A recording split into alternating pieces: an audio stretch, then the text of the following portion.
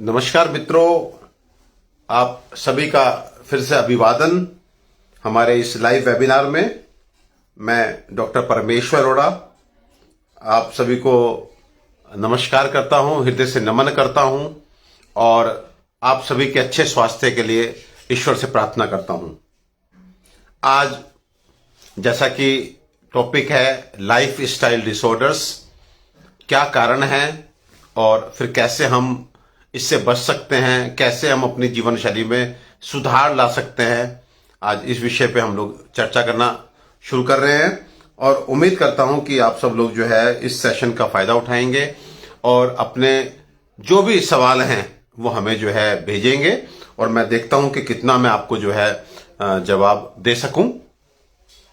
पिछली बार जो है हमने बात की थी कि जो मेंटल हेल्थ है, आज क्या कारण है कि हम सब जो है मेंटली हेल्दी नहीं हैं, या ये कहें सीधे शब्दों में कि हम में से हर दूसरा व्यक्ति जो है किसी ना किसी तरह के मानसिक तनाव में जो है वो है। तो 10 बड़े कारण मैंने बताए थे, वो मुझे लगता है कि अगर हम थोड़ा सा अगर ध्यान के साथ पूरे ही एकाग्रता के साथ हम उन 10 पॉइंट्स को बार बार देखेंगे, सुनेंगे, उन पर चिंतन करेंगे तो हमें निश्चित रूप से अपने मानसिक तनाव का कारण जो है वो नजर आ जाएगा। और मानसिक तनाव के उस कारण को यदि हम थोड़ा सा रेक्टिफाई करने की कोशिश करें, क्योंकि मैं बार बार रिपीट करता हूं कि ये बड़े ही हल्के पॉइंट्स होते हैं। यदि आप एक बार अपने व्यवहार में, अपने आचरण में और अपनी सोच में ये ले आए कि साहब मुझे ये अपना जो कमी है या मेरी जो ये प्रवृत्ति है, जो मेरी टेंडेंसी है, जो मेरा एटीट्यूड है, उसको मुझे ठीक करना है, तो मुझे लगता है कि कुछ ही दिनों में, मैं फिर से रिपीट कर रहा हूं, हफ्तों में नहीं, महीनों में नहीं, सालों में नहीं, कुछ ही दिनों में आप अपने अंदर पीस पाएंगे, आप अपने अंदर आनंद पाएंगे, अपने अंदर आप सुख पाएंगे, मानसिक तनाव से आप लगातार दूर होते चले जाएंगे। वो 10 पॉइंट जो है मैं बार बार चाहता हूं कि आपको बताऊं, वो 10 पॉइंट हैं। नंबर 1, हमें कहीं ना कहीं अपनी जो अनलिमिटेड डिजायर है फॉर फिजिकल अचीवमेंट्स, तो वो हमें लिमिट करनी होगी। पिछली बार भी मैंने एक शब्द बोला था कि मेरी कहीं से जो है ये मंशा नहीं है कि आप ऊंचे ख्वाब ना देखें। आप ऊंचे ख्वाब जरूर देखें, लेकिन आपके अपने ख्वाबों की पूर्ति के लिए जब आपको अधिक काम करना पड़े तो आपके चेहरे की मुस्कुराहट गायब नहीं होनी चाहिए। मेरी केवल इतनी सी शर्त है कि आपके अपने ख्वाबों की पूर्ति के लिए जब आप खुद को मेहनत करनी पड़ती है तो आपके चेहरे की मुस्कुराहट गायब नहीं होनी चाहिए। आप हमेशा चिड़चिड़े, आप हमेशा क्रोधी, आप फैमिली में एक नकारात्मकता फैलाते हुए व्यक्ति नहीं बनना चाहिए। तो इसका मतलब यह है कि आप ऊंचे ख्वाब देखिए, मेरी तरफ से कोई मना नहीं है, मेरी तरफ से बिल्कुल रिकमेंडेड नहीं है कि आप ऊंचे ख्वाब नहीं देखिए। नंबर 2 पे जो हमारा एटीट्यूड है, जनरल जो हमारा बिहेवियर है, उसमें हमें पॉजिटिविटी लानी है। कहीं ना कहीं we are too much negative. हम ना शब्द का बहुत अधिक प्रयोग करते हैं। हम पहले 90% वो काम जो हम बाद में करते हैं उसके लिए भी पहले ना बोलते हैं, और रिजल्ट ये होता है कि हम उस काम को करते भी हैं, लेकिन उस काम के अगेंस्ट कितना हमको एप्रिसिएशन मिलना चाहिए था, कितना हमको ब्लेसिंग मिलनी चाहिए थी, वो हमें नहीं मिल पाता, क्योंकि इनिशियली हमने ना बोला होता है। उसके बाद फिर तीसरे नंबर पे जो है मुझे लगता है कि कहीं ना कहीं हम जो क्रिटिसिज्म में बहुत अधिक इन्वॉल्व हैं, हम बुराइयां करते हैं अपने दोस्तों की, अपने रिलेटिव्स की, अपने घर वालों की, और वो भी कब, जब वो सामने नहीं होते, किसी तीसरे के सामने हम करते हैं, तो उससे हमें मानसिक तनाव मिलता है। कैसे मिलता है वो मैं पिछले एपिसोड में बहुत डिटेल में आपको बता चुका हूं। तो we have to come out from the tendency of too much criticising to the others, चाहे वो जो भी हो। नंबर 4 पे मुझे ऐसा लगता है कि हमें वापस से टाइम मैनेजमेंट सीखना पड़ेगा, क्योंकि जो हम टाइम मैनेजमेंट हम नहीं जानते वो भी बहुत अधिक मानसिक तनाव हमें देता है। टाइम मैनेजमेंट व्हेन आई से, तो मेरा सीधा सा मतलब होता है कि यदि आपने 8 बजे कोई काम करना है, कहीं जाना है, और उस काम के लिए वहां जाने के लिए आपको आधे घंटे पहले प्रिपेयर करना पड़ता है या आधा घंटा देना पड़ता है, तो मेरा रिकमेंडेशन यह है कि वो आधा घंटा 7:30 से 8 ना होकर के 7 से 7:30 अगर होगा तो आप देखिएगा चीजें बहुत सरल हो जाएंगी। अगर हम 7:30 से 8 वो आधा घंटा रखते हैं तो उसमें अक्सर हम देखते हैं कि अगर कोई फोन कॉल आ जाए, यदि कोई काम हमें अचानक से 5 मिनट का काम भी आ जाए, या कभी कभी हम जो शर्ट दिमाग में है या ट्राउजर दिमाग में है जो पहनने जा रहे हैं वो हमें आयरन किया हुआ ना मिले, तो हम जा रहे होते हैं शादी में, हम जा रहे होते हैं किसी बर्थडे पार्टी में, हम जा रहे होते हैं किसी इंजॉयमेंट के लिए, लेकिन उससे पहले घर में मच रहा होता है शोर, घर में फैली होती है नकारात्मकता, और उस फंक्शन में उस नेगेटिविटी को हम कैरी करते हैं। अगर हंसी खुशी जाते हैं तो जाके डांस करते, यहां पे हम मुंह सुजाए बैठे होते हैं। तो ये इतना बड़ा मानसिक तनाव कि आज की जिंदगी जो बहुत एक तरह से फास्ट है, टफ है, जहां पे खुशी के मौके कम मिलते हैं, वहां पर जाकर भी हम अगर एंजॉय ना कर सकें और मुंह सुजा करके बैठें, तो सोचिए ये जो टाइम मैनेजमेंट, आधा घंटा तो आपने देना है, लेकिन कौन सा आधा घंटा, ये जो हमारा गलत डिसीजन है कि लास्ट का आधा घंटा, वो कहीं ना कहीं हमें बहुत अधिक मानसिक तनाव दे सकता है, और कुछ लोगों के साथ ये डे टू डे लाइफ में हो रहा है। उसके बाद फिर हमारा आता है कि साहब, ये मैंने चौथा, 5वां point, we really don't have experience to deal with pressure situations. ये जो लाइफ में डे टू डे चैलेंजेस आते हैं, जो प्रेशर एक तरह से सिचुएशंस आती हैं, उनको आज हम डील करना नहीं जानते। क्यों नहीं जानते? उसका सीधा सा मतलब है, ना हम अपने बड़ों के साथ बैठते, ना we are we are in a nuclear family, so हमारे घर में हमारे ही जैसे दिमाग वाले 2-3 लोग घूम रहे होते हैं। बड़े जो जिनको लाइफ का एक्सपीरियंस है, देखिए ध्यान रखिए, एक चीज होती है किसी चीज को जानना, एक होता है कोई डिग्री और सो कॉल्ड जानना, दोनों में बहुत डिफरेंस है। तो यदि आपके पास डिग्री है, इसका बिल्कुल मतलब नहीं है कि आप लाइफ के व्यवहारिक पक्ष को बहुत अच्छे से जानते हैं। जिन लोगों ने लाइफ को जिया है, जिनकी उम्र बहुत अधिक है आपसे, हो सकता है कि they have better capability to deal with the pressure situations, to deal with the challenges of day to day life. तो आज अनफॉर्चुनेटली हमारे बड़े हमारे साथ में नहीं है, या साथ में भी हैं तो हम उनके साथ एक घर में रहते हुए उनके साथ नहीं बैठते हैं, अपनी प्रॉब्लम्स उनसे शेयर ही नहीं करते हैं। और सेकंड, मुझे लगता है कि कहीं ना कहीं सो कॉल्ड जो हमारे लाइफ के एनसाइक्लोपीडिया हैं, वो पुस्तकें, वो बुक्स, वो हमारे वैदिक ग्रंथ जो हमें लाइफ में आने वाली हर दिक्कत की पहले से एक तरह से जानकारी भी देते हैं, और उसके बाद अगर ऐसी दिक्कत आ जाए तो कैसे हमें बाहर निकलना है उसके बारे में भी बहुत डिटेल में बताते हैं। तो शायद आज वो चीज भी हम मिस कर रहे हैं। कहीं ना कहीं हमारी परिवार से दूरी, बड़ों से दूरी, और स्पिरिचुअल जो हमारा लिटरेचर है, हमारी गीता से दूरी, हमारी रामायण से दूरी, ये सब आज हमें इनकैपेबल बना रहे हैं कि हम जो है प्रेशर सिचुएशंस को डील कर सकें। उसके बाद में आता है कि हम कहीं ना कहीं पूरी जिंदगी जब से होश संभालते हैं, हम दूसरों को चेंज करने का प्रयास करते रहते हैं। मुझे ऐसा लगता है कि हमें ऐसा काम बिल्कुल नहीं करना चाहिए, क्योंकि आप वास्तव में दूसरों को चेंज नहीं कर सकते। Every individual is having their own genome, their own individuality, their own likings, and आपको अगर घर में, अगर आपको ऑफिस में, अगर आपको समाज में दूसरों की पसंद की चिंता नहीं है, तो विश्वास कीजिए आपके घर वाले नेगेटिव माहौल ना बने, आपसे दब जाएंगे। हो सकता है ऑफिस में आप बॉस हैं तो आपसे दब जाएंगे, लेकिन आप लोगों की पसंद नहीं बन पाएंगे, आप लोगों से सच्चा रिस्पेक्ट, सच्चा प्यार नहीं पा पाएंगे, जब तक कि आप दूसरों की इच्छाओं की भी, दूसरों की पसंद की भी इज्जत करना शुरू नहीं करते। सो आप दूसरों को चेंज करने का अन्यथा प्रयास ना करें। फिर सातवां पॉइंट मैंने बताया था कि हम एक कंपैरिजन की हमारी जो है टेंडेंसी हो गई है कि हम जो है कंपेयर करते हैं अपने को दूसरों के साथ। मुझे लगता है कि इस जीवन में कंपैरिजन ये वर्ड अपने आप में इतना नेगेटिव है जो हमें नहीं करना चाहिए। और आज इस पॉइंट पे मैं कम से कम, अगर अभिभावक पेरेंट्स इस मेरे वेबिनार को सुन रहे हैं तो ध्यान रखिए, मुझे लगता है कि आपको कभी भी अपने बच्चों को दूसरों के बच्चों से कंपेयर नहीं करना।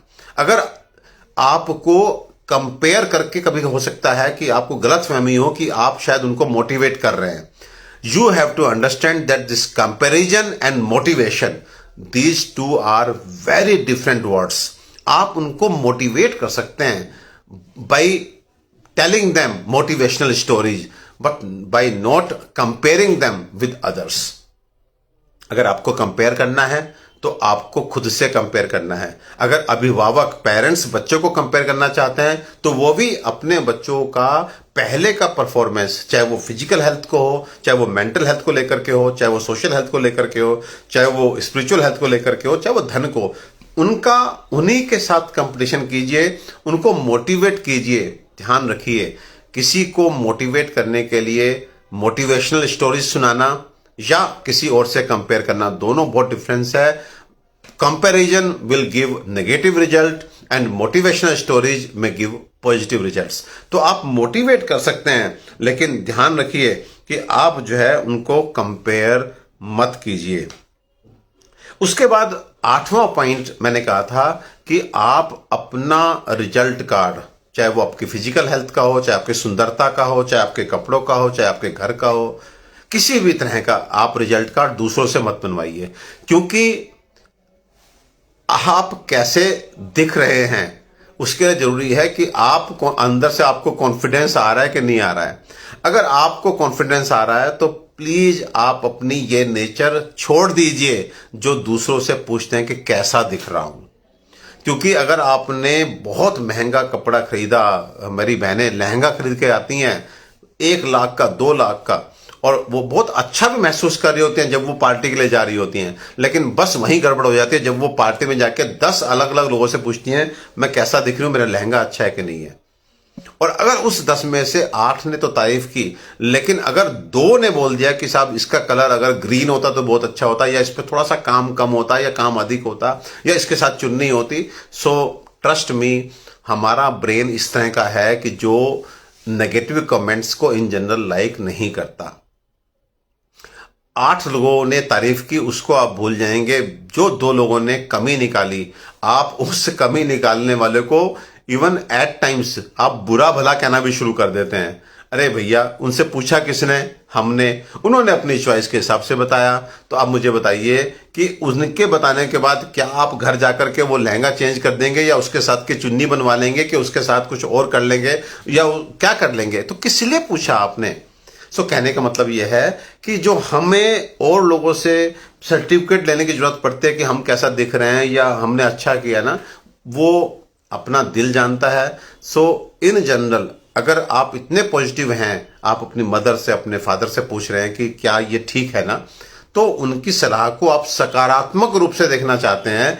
चीजों को चूज करने में, वो भी उस समय जब आप शादी के लिए अपना कपड़ा खरीदने जा रहे हैं, उस समय पूछा हुआ क्वेश्चन रेलेवेंट हो सकता है, लेकिन शादी में जब पहन के ड्रेस खड़े हैं तो मुझे बताइए वहां ये पूछना कि आपकी ड्रेस कैसी लग रही है कितना रेलेवेंसी रखती है। क्या ये अगर 2 लोगों ने बोल दिया तो क्या आपके उस प्लेजर को, जो कॉन्फिडेंस को, जो एक फील गुड है, उसको डिस्टर्ब नहीं करेगा? सो प्लीज ये प्रवृत्ति अगर आपकी है जो दूसरों से पूछने की, उस समय जब उसमें परिवर्तन भी नहीं हो सकता और आप नेगेटिव स्टेटमेंट सुनने के आदी भी नहीं है, आप में उतनी टॉलरेंस भी नहीं है, तो आप ये प्रवृत्ति अपनी त्यागिए। उसके बाद 9वां पॉइंट जो मैंने बताया था कि एक जो हम कभी कभी टारगेट वर्ड जो है ना उसका बहुत अधिक प्रयोग करते हैं। टारगेट वर्ड से मेरा क्या मतलब है कि आप जो है आप काम करना शुरू करते हैं, एकदम से मुंह से बोलते हैं कि साहब आज तो मैं कसम उठाता हूं मैं ये काम करके ही शाम को उठूंगा।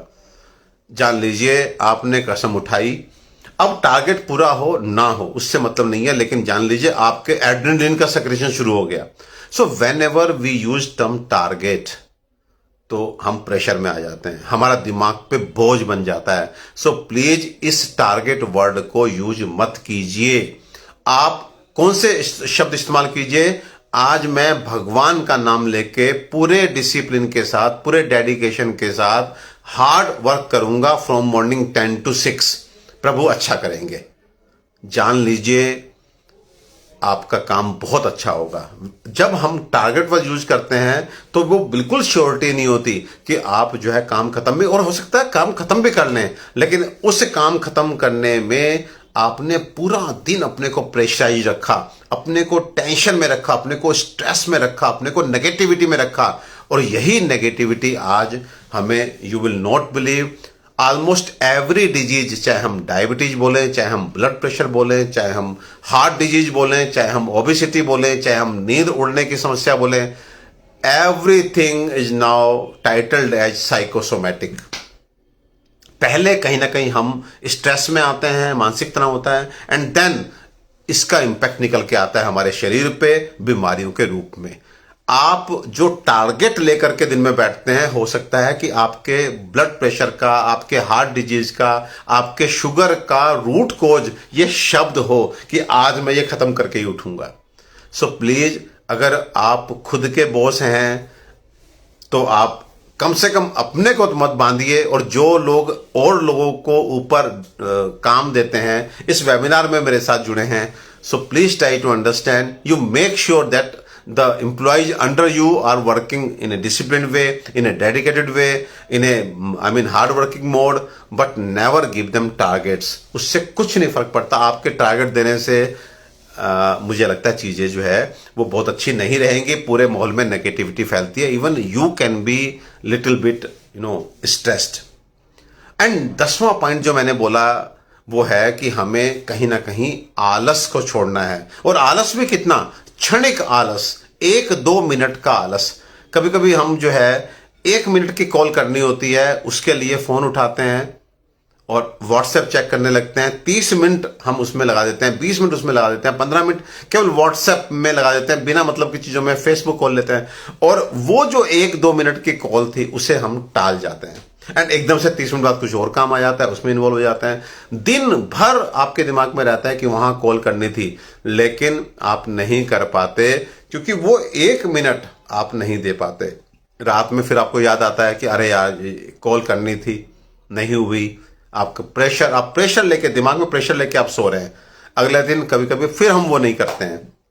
सो ये जो 1 मिनट की कॉल किस वजह से आपने नहीं की? क्योंकि आप फोकस्ड नहीं है अपने काम को, आप फोकस होकर नहीं कर पा रहे हैं। जिस काम के लिए आपने मोबाइल हाथ में लिया उस काम को छोड़ के आप और सब करने लगे। तो मुझे लगता है कि ये जो अकर्मण्यशीलता है, ये जो फोकस का डिरेल्ड होना है, ये भी हमें मेंटल टेंशन, हमारे वो 1 मिनट की कॉल हमारे दिमाग पे बहुत बड़ा बोझ बन के, वो हो सकता है कि 24 घंटे, 48 घंटे, कभी कभी 72 घंटे भी आप कैरी करते हैं, उस बोझ को उठाए हुए घूमते हैं। सो प्लीज वो 1 मिनट का आलस छोड़िए। आप आराम करना चाहते हैं, आपका मन करता है कि उस 2 मिनट की कॉल को आराम करके 2 घंटे बाद जब उठेंगे तब करेंगे। प्लीज आप 2 मिनट वो कॉल करके, चाहे आप थके भी हैं तब आप आराम कीजिए। देखिए, आपको अगर आप सोना चाहते हैं तो आप सो पाएंगे, आपकी नींद और रिलैक्स्ड होगी, आपका माइंड पीस में चला जाएगा। सो अगर आपको लगता है आप थक गए, लेकिन ये 1-2 मिनट का काम है जो आपका टल रहा है, सो मेरा रिकमेंडेशन ये है कि आप उसको पहले करें, एंड आप देखिएगा उसके बाद कितना आपको रिलैक्स मिलता है। अब ये 10 पॉइंट मेंटल के मैंने बताए। उसके बाद फिजिकली हम लोग क्या क्या गड़बड़ कर रहे हैं इसके बारे में भी मैं बताता हूं। इससे पहले कुछ मैं क्वेश्चंस ले लेता हूं, देखते हैं किन किन के कमेंट्स आए। कौन मेरे मित्र, मेरे भाई मेरे साथ जुड़े हैं? राकेश कुमार जी नमस्ते, और प्रेम मनहस जय हिंद। सरोज जी नमस्कार। रिया बर्मन कह रही हैं very precious for all of us dear friends, please listen carefully and try to follow. मैं रिया बैरन जी आपको ये कहना चाहता हूं कि ये जो 10 पॉइंट हैं, ये वो पॉइंट हैं जो हम में से अधिकतर लोग नोइंगली और अननोइंगली प्रैक्टिस कर रहे हैं। एंड ट्रस्ट मी, ये सब आराम से रेक्टिफाई हो सकते हैं। बस हमारे मन में एक विचार आना चाहिए कि हमें यार थोड़ा सा सुधरना है। द मोमेंट यू से हमें थोड़ा सा सुधरना है, आप देखिएगा आपको आराम से आप ये सब रेक्टिफिकेशन करेंगे। एंड फिर मैं कह रहा हूं कि कुछ ही दिन में आप देखेंगे आपकी बॉडी धीरे धीरे लाइटर होगी, आपका माइंड फुल ऑफ एनर्जी हो जाएगा, पीस उसमें नजर आएगी, उसमें आनंद नजर आएगा, आपके चेहरे पे मुस्कुराहट आनी शुरू हो जाएगी। सो जो ये पॉइंट्स 10 हैं, इनको बार बार सुनिए और देखिए हमसे कहां कहां मिस्टेक हो रही हैं। और ट्रस्ट में ये सब ऐसे पॉइंट्स हैं जिनको हमें किसी बहुत बड़े ट्रेनर की आवश्यकता नहीं है, हम इसको करेक्शन कर सकते हैं। उसके बाद देखते हैं और कौन से भाई जुड़े हैं। ये वीना पंसारी, नमस्ते। मयूर श्रीवास्तव, थायराइड प्रॉब्लम का इलाज। अब मयूर श्रीवास्तव जी लिख रहे हैं कि थायराइड प्रॉब्लम का इलाज। आज के टाइम पे हम देख रहे हैं कि हाइपोथायराइडिज्म यानी कि हमारी थायराइड ग्लैंड की कम फंक्शनिंग का होना, ये बहुत कॉमन हो गया है। तो इसके पीछे भी कहीं ना कहीं देखिए, पहले के लोगों को थायराइड वायराइड होता नहीं था। And again, thyroid is a gland for metabolism, या ये कहिए कि मुझे ऐसा लगता है कि मेटाबॉलिक जब हमारी एक्टिविटीज गड़बड़ होती हैं, जब हमारा डाइजेस्टिव सिस्टम गड़बड़ होता है, तो हमें थायराइड हो रहा है। एंड अनफॉर्चुनेटली आज हर दूसरा व्यक्ति किसी ना किसी तरह की डाइजेस्टिव प्रॉब्लम से सफर कर रहा है। बहुत ध्यान से सुनिए, पेट की दिक्कत से थायराइड जनरेट होती है। वैसे तो हमारे आयुर्वेद में कहा गया है कि रोगा सर्वे अपे मंदाग्न्यो, यानी कि हर रोग की शुरुआत अग्नि की मंदता से होती है। और हम सब जानते हैं कि जो सबसे प्रधान अंग्री है जठराग्नि, उसका स्थान पेट है। तो पेट की खराबी जो है उसके अब हम कहीं ना कहीं आदी हो चुके हैं। हम पेट की खराबी को दवा थोड़ी सी खाकर कभी टाल मारते हुए कैरी कर रहे हैं, वो सब मत कीजिए, क्योंकि आपको नहीं पता कि इस टेंडेंसी से हम कितने रोगों से, ब्लड प्रेशर, शुगर, थायराइड, ये सब प्रॉब्लम हो सकती हैं। सबसे पहले वो कोई भी व्यक्ति जिसको थायराइड की प्रॉब्लम है, वो आयुर्वेद की 2 दवाएं, एक कांचनार गुग्गल और दूसरा आरोग्य वर्धनी वटी, इन दोनों को कल से ही शुरू कर दें। किसी भी कंपनी की आपको मिलती है, आप कहीं भी रहते हैं, आपको आरोग्य वर्धनी वटी और कांचनार गुग्गल की 2-2 गोली आपको सुबह शाम शुरू कर देनी है, अलोंग विद योर थायरोक्सिन जो आप सुबह खाली पेट खाते हैं। आफ्टर 2 मंथ्स आप चेक कराइए, मुझे उम्मीद है 50% लोगों की थायरोक्सिन का डोज वो धीरे से कम होगा। साथ में उज्जयी प्राणायाम के बहुत अच्छे रिजल्ट हैं, तो आप प्राणायाम को भी सही तरीके से कीजिए। प्राणायाम से भी थायराइड में मेरे को बहुत अच्छे रिजल्ट मिलते हैं। रीता सिंह, डॉक्टर साहब प्रणाम, मेरी तरफ से भी रीता सिंह को प्रणाम। रीतू कालरा क्या लिखती हैं, सर मेरे बेटे के फेस पर दाने निकल जाते हैं, एज 20 ईयर्स। रीतू कालरा जी, हमारे इन जनरल हम देखते हैं कि जब हम एडोलिसेंट स्टेज में होते हैं, आफ्टर प्यूबर्टी, 12-13 साल की उम्र के बाद, अक्सर बच्चे बच्चियां जो होते हैं उनको एक्ने पिंपल्स की शिकायत होती है।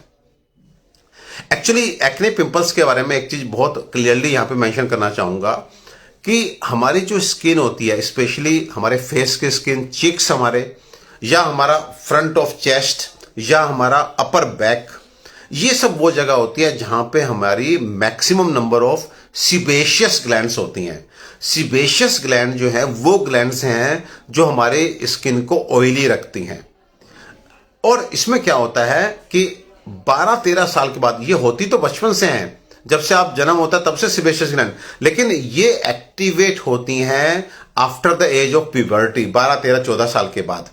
एंड अगर उस समय इनका जो सेक्रेशन, सीबम जिसको बोलते हैं, वो हमारे फेस पे आता है, बट अनफॉर्चुनेटली यदि हम फेस को क्लीन नहीं रखते, कहीं ना कहीं जो सीबेशियस डक्ट जिसके थ्रू ये सीबम बाहर आता है, वो हमारा अंदर ही रुक जाता है। स्पेशली जब हम डस्ट में रहते हैं, या हम टैल्कम पाउडर लगा रहे हैं, या हमारी बच्चियां कुछ मेकअप कर रही हैं लेकिन उस मेकअप को साफ नहीं कर रही हैं, हम रोज मुंह धोकर नहीं सोते हैं, तो ये जो हमारे छेद हैं, जो पोर्स हैं, जो एक तरह से हमारे सीबम को, जो सेक्रीशन है सीबेशियस ग्लैंड का, बाहर नहीं आने देता, तो अंदर ही अंदर वो सीबम सड़ने लगता है और उसके बाद वाइट हेड, ब्लैक हेड्स के रूप में या पिंपल्स एक्ने के रूप में आपको उसका परिणाम देखने को मिलता है।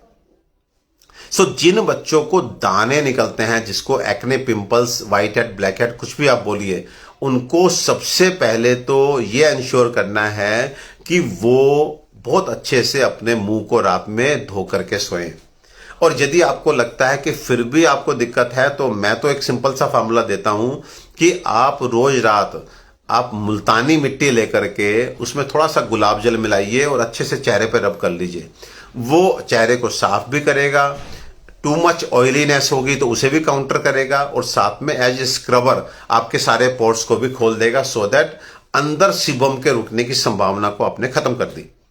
तो आपका जब सीबम जो है अंदर नहीं रुकेगा तो जान लीजिए देयर आर 80 to 90% चांसेस कि आपको एक्ने, पिंपल्स निकलने बंद हो जाएंगे, just by washing your face every night with Multani mitti and गुलाब जल। आप लगाइए, ब्रश करना शुरू कीजिए, विद इन 1 मिनट जब वो सेमी ड्राई हो जाएगा, आपका ब्रश खत्म हो जाएगा। ब्रश आपने धो करके रखा, कुल्ला किया और ताजे पानी से ही मुंह भी धो लिया, दैट्स इट, हो गया। इसके साथ में हमें दाने निकलते हैं पेट की खराबी से, जब हमें पेट में बहुत गर्मी होती है। अब वो गर्मी कॉन्स्टिपेशन की वजह से भी हो सकती है, वो गर्मी बहुत अधिक स्पाइसी, बहुत अधिक जंक फूड, बहुत अधिक फ्राइड फूड खाने की वजह से भी हो सकती है। हमें जंक फूड, फ्राइड फूड, बहुत अधिक स्पाइसी फूड से बच्चों को दूर करना है, specially in the adolescent stage, specially in like 15 साल से 25 साल तक के बच्चे को, क्योंकि उस समय यदि उनकी बॉडी में हीट पहुंचेगी तो दैट में result into acne, pimples and दुनिया भर की स्किन की प्रॉब्लम्स। उसके बाद तीसरा जो बड़ा कारण होता है वो है टॉक्सिन्स इन द ब्लड। तो ऐसे में सबसे सिंपल तो यह है कि नीम के पत्ते जो होते हैं, आप नीम हर पार्क में लगा हुआ है, 4-5 पत्ते नीम के सुबह खाली पेट आप चबा करके खाइए, तो उससे पूरा टॉक्सिन्स आपके ब्लड से निकल जाएंगे। 3 चीजें मैंने बताई, एक हाइजीन मेंटेन कीजिए, नंबर 2 पेट अच्छा रखिए, गर्म चीजें, खट्टी चीजें, जंक फूड ये सब हटाइए, एंड ब्लड प्यूरिफिकेशन के लिए नीम को चबाइए। मुझे ऐसा लगता है रितु जी आपके बेटे के एक्ने, पिंपल्स जो हैं वो ठीक हो जाएंगे। अखिलेश जी नमस्ते। और मेरे कौन कौन भाई मेरे साथ जुड़े हैं? दिनेश वर्मा, स्वर्ण प्रभा का सेवन खाली पेट या खाने के बाद करना चाहिए? देखिए, स्वर्ण प्रभा, दिनेश वर्मा जी आपने एक ऐसी दवा का नाम लिया जिसे मैं बहुत पसंद करता हूं। स्वर्ण प्रभा मुझे लगता है कि 100 बीमारियों की अकेली दवा है, और स्पेशली पोस्ट कोविड कॉम्प्लिकेशन में मैं देखिए, हम सब जानते हैं कि कल हमने एक बहुत ही दिग्गज, एक बहुत ही बड़ा player, Australian cricket player Shane Warne को खोया है। मात्र 52 इयर्स के वो थे, और जब सब लोग जो है ये कह रहे हैं कि इस तरह के स्पोर्ट्स पर्सन भी जब 52 की एज में जाएंगे, जिनको एज सच कोई बीमारी नहीं है, तो फिर कैसे होगा, कितनी अनसर्टेनिटी रहेगी। तो मुझे आज आपको ये बताने में मुझे लगता है कि I am not very happy to say कि कोविड के बाद उनको भी कोविड हुआ था, एंड एक समय ऐसा था कोविड में कि जब उनको वेंटिलेटर पे भी रखा गया था, एंड उसके बाद वो बिल्कुल, क्योंकि वेंटिलेटर लोगों ने ऐसे लिया हुआ है कि ये सब डिवाइसेस ऐसे हैं, इनको ले लेंगे तो बहुत अच्छा है। नो, आपको कोविड और उसके बाद रिक्वायर्ड नहीं है, तब भी स्टेरॉइड्स खाना, तब भी मिथोट्रेक्सेट लोगों ने खाया, हाइड्रोक्सीक्लोरोक्विन लोगों ने खाया, और बहुत सारी ऐसी दवाएं जो बिल्कुल प्रूवन नहीं थी लोगों ने खाई, वेंटिलेटर पे बिना मतलब गए। जान लीजिए कि देयर इज ए चांस कि वो डेथ के पीछे भी कहीं ना कहीं पोस्ट कोविड कॉम्प्लिकेशन हो। तो पोस्ट कोविड आप सब ने वापस से एक बार अपनी बॉडी को केमिस्ट्री सही करने के लिए एक बार डॉक्टर से मिल करके, जिन लोगों को कोविड हुआ है वो अर्जुना रिस्ट का सेवन करें एटलीस्ट फॉर 1 to 2 months। जितने भी पोस्ट कोविड पेशेंट हैं जिनको कोविड हुआ, स्पेशली सेकेंड वेव में डेल्टा वेरिएंट से जब उनको कोविड हुआ, आप कहीं भी हैं, आपको किसी भी कंपनी का अर्जुनारिष्ट मिले, किसी भी कंपनी की आरोग्यवर्धनी वटी मिले, प्लीज 1 से 2 महीने के लिए आप जरूर खाएं। 4 चम्मच अर्जुनारिष्ट बराबर पानी मिला करके खाना खाने के बाद, और साथ में 2 गोली आरोग्यवर्धनी वटी, ये आप जरूर खाएं अगर अनफॉर्चुनेटली आपको कोविड हुआ था तो। और मैं तो कहता हूं कि ये सबको खानी चाहिए, रीजन बीइंग कि कोविड 75% लोगों को सिम्टम नहीं आए, लेकिन ये मत जानिए कि आपको कुछ नहीं, बॉडी में कोई ना कोई परिवर्तन जरूर हुआ होगा। एंड ये कोविड जो है, बहुत सारी untimely death, young sudden death जो हो रही है, उसके पीछे ये कारण हो सकता है। There is lot of chances. तो स्वर्ण प्रभा जो है वो इन जनरल हम खाली पेट, मैं तो रिकमेंड करता हूं कि खोल करके कैप्सूल को पाउडर निकाल के और शहद में मिला करके यदि आप खाएंगे, then you will get the 100% results. तो स्वर्ण प्रभा अपने आप में एक रेजुविनेटर है, पूरे आपके सिस्टम को ठीक करती है, आपके नर्व्स को स्ट्रॉन्ग करती है, आपके हार्ट को ताकत देती है। स्वर्ण प्रभा 1 कैप्सूल सुबह शाम जो है आपकी वीकनेस दूर करता है। गोल्ड का प्रिपरेशन है, तो 15 दिन अगर आप खाते हैं खोल करके शहद में सुबह शाम, आप खाली पेट खाएंगे तो बहुत अच्छा है। दूध के साथ भी इसको खाया जा सकता है, लेकिन मैं खाली पेट शहद के साथ खाना ज्यादा रिकमेंड करता हूं।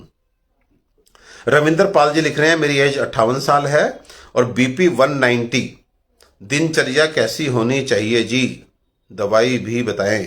देखिए, बीपी ऊपर वाला 190 रहता है और एज है 58, मतलब हम मान लेते हैं 60 साल। 60 साल की एज में ऊपर का बीपी अगर 190 रहता है तो यह चिंता का विषय है।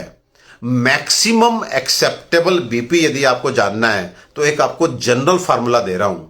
देखिए, इन्होंने बीपी केवल ऊपर का लिखा है, नीचे का नहीं लिखा, जबकि जो डायस्टोलिक बीपी होता है हम उससे ज्यादा कंसर्न होते हैं, क्योंकि हमें डायस्टोलिक बीपी जो है वो बहुत नॉर्मल चाहिए। सिस्टोलिक बीपी फिर भी थोड़ा सा बढ़ा हुआ हो तो हमें ज्यादा फर्क नहीं पड़ता, लेकिन जो नीचे वाला बीपी की रीडिंग है वो हमें बहुत मैटर करती है।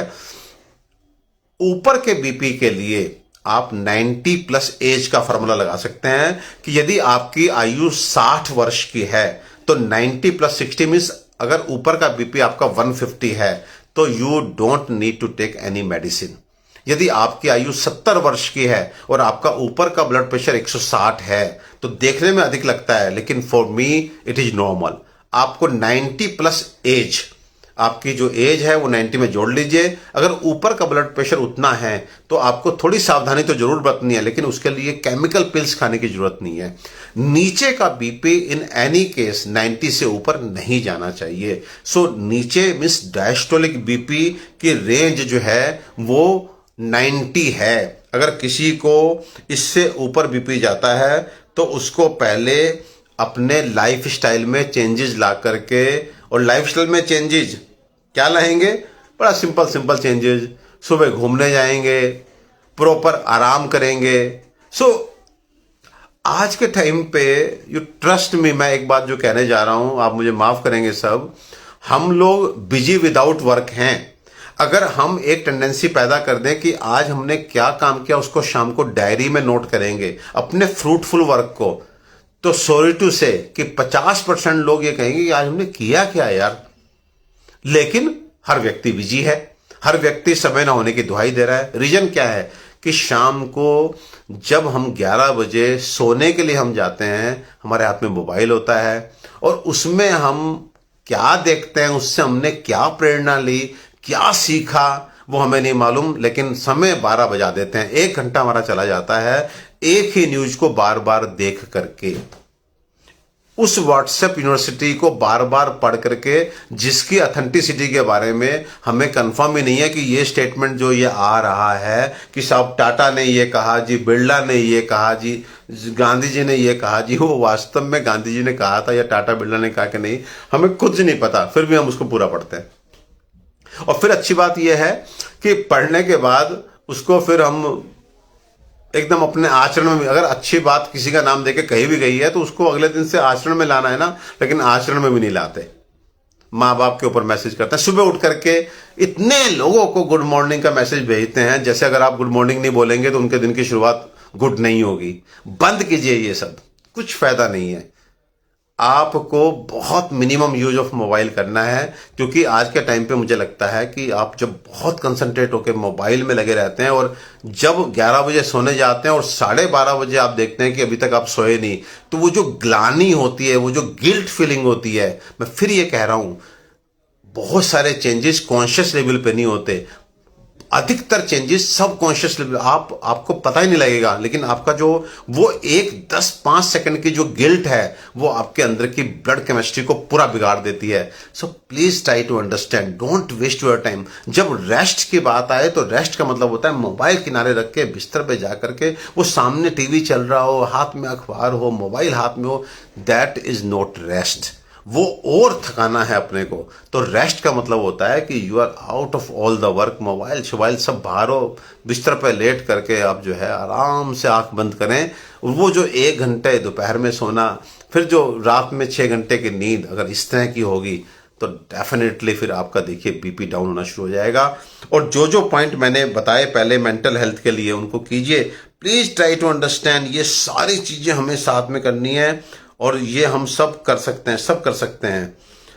और अभी कुछ मेडिसिन अगर आप शुरू करना चाहें तो सबसे पहली मेडिसिन मेरी आपके लिए भी अर्जुना रिस्ट है, आपके लिए लहसुन क्षीरपाक है, आपके लिए शोथोसम कैप्सूल है, आप बाजार से लाके गोखरू पुनर्नवा का काढ़ा पी सकते हैं। ये सब चीजें हैं जो आपका एक तरह से बहुत अच्छे से ध्यान रखेंगी। अनुजा गर्ग एसिडिटी के बारे में जानना चाह रही हैं। तो एसिडिटी यानी कि यहां पर चेस्ट में जलन के अनुभूति जिन मेरे भाई बहनों को है, वो सबसे पहले तो ये जान लें कि उनको दालों का इंटेक 50% करना है। जो दालें हैं वो कम से कम खानी है और रात में दाल बिल्कुल नहीं खानी है। अगर आप, हमारे यहां बोला गया अम्ल पित्ते द्विदलम विवर्जियत, अम्ल पित्त यानी कि एसिडिटी के रोगी को द्विदलम मीन्स दालें वर्जित हैं। तो आपको दिन में हल्की दालें खाना अलाउड है, मूंग धुली, मूंग छिलका, अरहर, मसूर, लेकिन आपको साबुत दालें, उड़द, राजमा, चने, लोबिया ये नहीं खानी और रात में कोई दाल नहीं खानी है। नंबर 2, आपको मिर्च मसाले कम करने हैं। नंबर 3, आपको दही का सेवन छोड़ना है। बहुत सारे लोग एकदम से चौंके होंगे कि मैंने क्या बोला। जी हां, यदि आपको अम्ल पित्त एसिडिटी की शिकायत है तो दही को अपनी लाइफ से हटा दीजिए। आप छाछ पीजिए लेकिन आपको दही नहीं लेना है। और साथ में आप समय से खाना खाएं। जब भी खाने की बात आती है तो 5 चीजें ध्यान रखिए। नंबर 1 खाने की क्वालिटी, नंबर 2 खाने की क्वांटिटी, नंबर 3 खाने के 2 चीजों का कॉम्बिनेशन, कौन सी 2 चीजें साथ में खाई जा सकती हैं, कौन सी 2 चीजें एक साथ नहीं खाई जा सकती, एंड नंबर 4 हमारा खाना खाने का समय, और नंबर 5 खाना खाने का तरीका। वो कोई भी व्यक्ति जिसको डाइजेशन रिलेटेड कोई भी प्रॉब्लम है वो खाना खाने का सही तरीका ही अपना ले तो उसको 50% आराम मिल जाएगा। और खाना खाने का सही तरीका से मेरा मतलब है कि जब भोजन आपके सामने आता है तो उसके 2 भाग होते हैं, एक सॉलिड और एक द्रव, एक लिक्विड और एक सॉलिड। वो व्यक्ति जो सॉलिड को पीता है और लिक्विड को खाता है, कहने का मतलब है जो सॉलिड पार्ट आपकी रोटी है, आपके चावल है, आपके, उसको इतना चबाएं कि जब वो आपके फूड पाइप को क्रॉस करे तो वो लिक्विड बनकर, इसे बोलते हैं सॉलिड को पीना। और जो पानी जैसा है या सूप है या रायता है उसको एक सिप लेकर के रखे, फिर एक सिप लेकर के रखे, इसे बोलते हैं लिक्विड को खाना। तो केवल इतना परिवर्तन करेंगे। और साथ में भोजन जब आप करें तो उस समय 1 कप हल्का पानी, कोसा हो बहुत अच्छी बात है, नहीं तो नॉर्मल पानी, ताजा पानी भी साथ में लेकर के, after every 2 bites you have 1 sip of water, after 2 bites have 1 sip of water and see 15 दिन के अंदर आपका डाइजेशन आप देखना कहां जाएगा, कितना आनंद आपको आएगा। अगर आप भोजन करते समय, मैं पूरे होशोवास में बोल रहा हूं कि भोजन के साथ पानी पीना अमृत के तुल्य है। हमारा शास्त्र बोलता है भोजने च अमृतम वारी, कि भोजन के साथ पिया गया जल तो अमृत के जैसा है। लेकिन कैसे पीना है? जैसे सुबह आप नाश्ते में परोठी के साथ चाय पीते हैं, after every 2 bites you have 1 sip of T, same way अगर आप 1 कप पानी थोड़ा सा कोसा, और जिनको एसिडिटी रहती है वो नॉर्मल पानी अगर पिए, देखना आपको एसिडिटी होती है कि नहीं होती।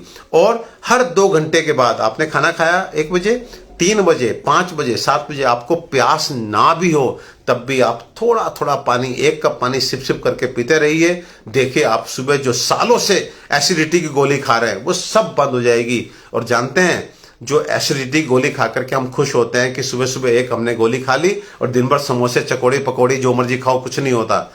आज पेन किलर के बाद दूसरी दवा जो किडनी फेलियर में, किडनी की बीमारियों में सबसे बड़ी उभर के सामने आ रही है, वो है एंटा एसिड। जो सुबह खाली पेट हम दवाई खाते हैं वो किडनी फेलियर में पेन किलर के बाद सबसे बड़ा कारण निकल के आ रहे हैं। सो उस गोली को खा करके दिन भर समोसे पकौड़े खाने वाले लोग, आप सुधर जाओ। और आयुर्वेद का जो हमारा मेडिसिन हैं, जैसे हम खुद एसिनो कैप्सूल्स बनाते हैं, एसिनो आर्क बनाते हैं, आप कुछ दिन उसका सहारा लीजिए। थोड़े दिन बाद देखेंगे कि आपको इस तरह की कोई रिक्वायरमेंट, सुबह खाली पेट एंटासिड खाने की रिक्वायरमेंट खत्म हो जाएगी। सो मेरे भाइयों बहनों, सुधार करो अपने अंदर, सब बढ़िया है। दीपा शाहू लिख रही है, लीवर पर सूजन हो, वो कोई भी व्यक्ति किसी भी कारण से उसका लीवर वीक हो, 2 आयुर्वेदिक मेडिसिन इमीडिएट लेना शुरू करे। चाहे वो फैटी लीवर का पेशेंट है, चाहे वो हेपेटोमेगाली का पेशेंट है, जिसको आज के टाइम पे हम देखते हैं फैटी लीवर बहुत हो रहा है, तो आरोग्य वर्धनी वटी और एक टैबलेट आती है अथलिव के नाम से, अथलिव 2 गोली, आरोग्य वर्धनी वटी 2 गोली, इसको आप सुबह शाम खाइए। 3 महीने बाद वापस से अल्ट्रासाउंड कराइए और देखिए कहां गया आपका फैटी लीवर, बिल्कुल ठीक हो जाएगा। नीतीश हसीजा ये बोलता है कि बच्चे को नेफ्रोटिक सिंड्रोम, बिल्कुल पॉसिबल है मेरे भाई नीतीश। पहले तो आई एम सॉरी कि बच्चे को नेफ्रोटिक सिंड्रोम है, जिसमें यूरिन में प्रोटीन जाना शुरू हो जाता है। तो आपको डेफिनेटली उस बच्चे को आयुर्वेदिक चिकित्सक से मिलकर के उसका ट्रीटमेंट शुरू करना चाहिए। बहुत सारे बच्चे नेफ्रोटिक सिंड्रोम के हमने ठीक किए हैं, जिनको बार बार स्टेरॉइड्स पे ले जाना पड़ता था, वो बच्चे आप बिल्कुल ठीक हैं। तो आपको मैं स्ट्रांगली रिकमेंड करता हूं कि you must visit any Ayurvedic doctor near by you. आप हमसे भी जुड़ सकते हैं। आज आप कहीं भी बैठे हैं, मेरी कंसल्टेशन, देखिए सैटरडे तो आप लोगों के साथ जुड़ जाता हूं तो थोड़ा जल्दी खत्म करता हूं, otherwise every evening from 8 to 10:30 और एट टाइम्स 11 तक भी मैं ऑनलाइन कंसल्टेशंस देता हूं ऑल ओवर इंडिया। और उसके बाद नेक्स्ट डे आपको प्रेस्क्रिप्शन मिलता है, आप दवा हमारे यहां से भी मंगा सकते हैं विद इन 2-3 डेज। पूरे इंडिया में कहीं पे भी दवा पहुंच जाती है और हमारे डॉक्टर्स के नंबर उस प्रेस्क्रिप्शन पेपर पे होते हैं। Every time you can be in contact, कोई आपकी क्वेरी होती है आप पूछ सकते हैं। सो मुझे ऐसा लगता है कि अब ये तर्क की आयुर्वेदिक डॉक्टर कहाँ हैं, कैसे हैं, और आप बहुत दूर हैं, नहीं तो हम ट्रीटमेंट आपसे कराते, ये सब बचकानी बातें हैं। आप सब हमसे जुड़ सकते हैं। और यदि आप मुझे कंसल्टेशन पे करके और मेरे से नहीं बात करना चाहते, तो आपको इन प्रोग्राम्स में हम जो नंबर देते हैं वो नंबर हमारे जूनियर डॉक्टर्स के हैं। आप अपनी प्रॉब्लम, अपनी रिपोर्ट्स उनको भेजिए और वो आपको, अगर आप कहेंगे मुझे कुछ गाइड कर दीजिए होम रेमेडी, या मुझे आपके यहाँ से मेडिसिन नहीं मंगानी, हमारे यहाँ की मेडिसिन बता दीजिए, तो ट्रस्ट में हम आपको बहुत पॉजिटिवली उन सब का जवाब देंगे। आप जुड़िए, हमारा मकसद है जन जन तक आयुर्वेद को पहुंचाना और जन जन को स्वस्थ बनाना, और हम सब मिलके ये काम कर सकेंगे। और ये देखिए माही वर्मा लिख रही है, सर मेरी एज 19 साल है, मेरा बीपी लो रहता है 92/65। माही वर्मा का ब्लड प्रेशर कम है, लगभग 90 और नीचे वाला 65। तो माही आप मुनक्का के 6, 7, 8 दाने तक, आप बिल्कुल यंग हैं, 6, 7, 8 दाने मुनक्का और 4 दाने काली मिर्च के आप सुबह चबा करके खाइए। अगर संभव है तो 1 कप दूध साथ में पीजिए। ऐसे ही आप मुनक्का और काली मिर्च शाम को खाइए। देखिए आपका बीपी बहुत बढ़िया रहेगा, और बीपी की वजह से जो आपको वीकनेस लगती होगी वो भी बिल्कुल बंद हो जाएगी। तो माही फिर से सुनिए, 8 दाने मुनक्का, 4 दाने काली मिर्च सुबह, 8 दाने मुनक्का, 4 दाने काली मिर्च शाम को आप लीजिए, आपका ब्लड प्रेशर नॉर्मल रहना शुरू हो जाएगा। देखिए आकाश भारद्वाज, सर नमस्कार, क्या आयुर्वेद में सिलेवरी स्टोन का ट्रीटमेंट हो सकता है? Akash Bhardwaj, salivary stones, I know बहुत पेनफुल होते हैं और यहाँ पर जो है हमें काफ़ी दर्द होता है। और मुझे ऐसा लगता है कि मेरे पास कुछ पेशेंट्स ऐसे आए हैं, एक दो को मैंने दवा भी दी है तो कुछ समय के लिए राहत मिलती है और कुछ लोगों को सर्जरी भी करानी पड़ी। तो मुझे ऐसा लगता है कि आपका जो स्कैन हुआ है वो अगर आप मुझे भेजेंगे तो मैं आपको अच्छे से राय दे पाऊंगा कि आपका जो स्लेवरी स्टोन है वो वास्तव में इस समय सर्जरी डिमांड कर रहा है कि we can try with medicine also. Sonam Agarwal, hair fall रोकने के उपाय बताइए। सोनम, आज आपका क्वेश्चन मेरा लास्ट क्वेश्चन होगा। और सोनम, हेयर फॉल के लिए पहले आपको कारण जानना पड़ेगा कि आपको हेयर फॉल कुछ न्यूट्रिशनल डेफिशिएंसीज की वजह से है, या आपको डैंड्रफ की वजह से है, या आपको मानसिक तनाव की वजह से है, या आप नींद पूरी नहीं लेते इसकी वजह से है, या आपका पेट खराब रहता है इसकी वजह से है। लेकिन अगर कोई भी कारण है उसका तो निवारण करेंगे ही जब आप हमें पूरा बताएंगे। आप आमल की रसायन, आपको किसी भी कंपनी का हर जगह मिल जाएगा। आमल की रसायन का आधा चम्मच शहद और चौथाई चम्मच घी में मिला करके यदि आप सुबह शाम लेते हैं, मैं रिपीट कर रहा हूं, हेयर फॉल की प्रॉब्लम, हेयर ग्रेइंग की प्रॉब्लम, या हेयर टेक्सचर की प्रॉब्लम, या हेयर ब्रेक होने की प्रॉब्लम, वो सब मेरे भाई कारण जब ढूंढेंगे तब तो निवारण करेंगे ही। लेकिन कल से ही आमल की रसायन लेकर के आधा चम्मच पाउडर, आधा चम्मच शहद और चौथाई चम्मच पिघला हुआ देसी घी मिलाकर के सुबह शाम खाना शुरू करें और देखें कमाल। जो काम बड़ी बड़ी दवाइयां नहीं करती, हेयर के लिए वो अमल की रसायन करता है।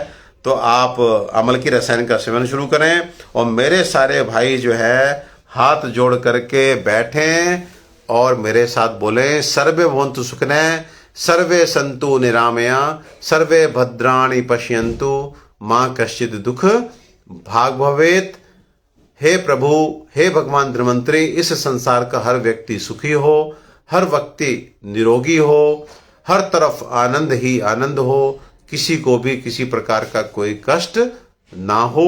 ओम धन्वंतराय नमः।